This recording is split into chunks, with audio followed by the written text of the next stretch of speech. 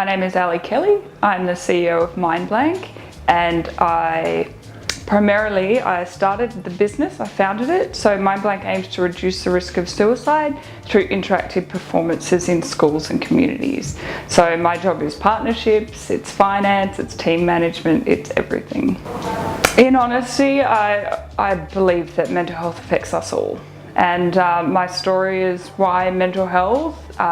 The age of 6 is the very first memory that I had, so it was in my family. And I watched for several times that my mum was quite suicidal when I was growing up. So I think as a young person in particular, I was touched by mental health and I wanted to know how else to help.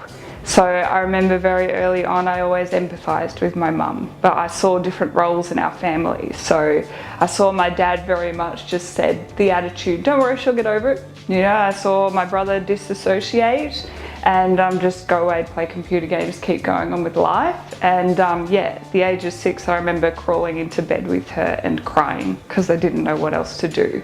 So I'm extremely passionate about advocating for mental health.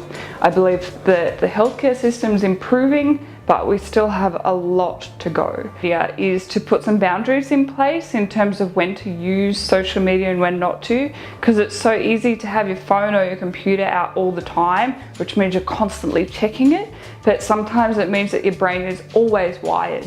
So it's really good sometimes to turn your phone off and, you know, go outside and take a walk or take some fresh air during the day. If someone is concerned about online bullying or peer pressure, or, you know, there's so many different examples of bullying online, but I would say have the courage to speak up.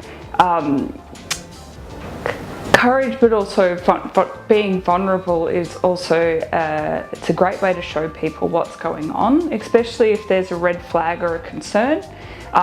Their parents, adults, you know, teachers, there's all sorts of support mechanisms for young people these days. They're definitely not alone and they don't have to suffer in silence. My message to all parents is don't be afraid to have conversations with your child, and sometimes conversations can be quite difficult. There's so many online resources and service providers that are out there that you can get support from, that you can get information from. So if it's a particular issue or concern that they may have, jump online, see what support resources there are there. I guess my first question would be to the young person is do they know the difference between mental health and mental illness? So mental health certainly encompasses mental wellness, and every single individual has mental wellness.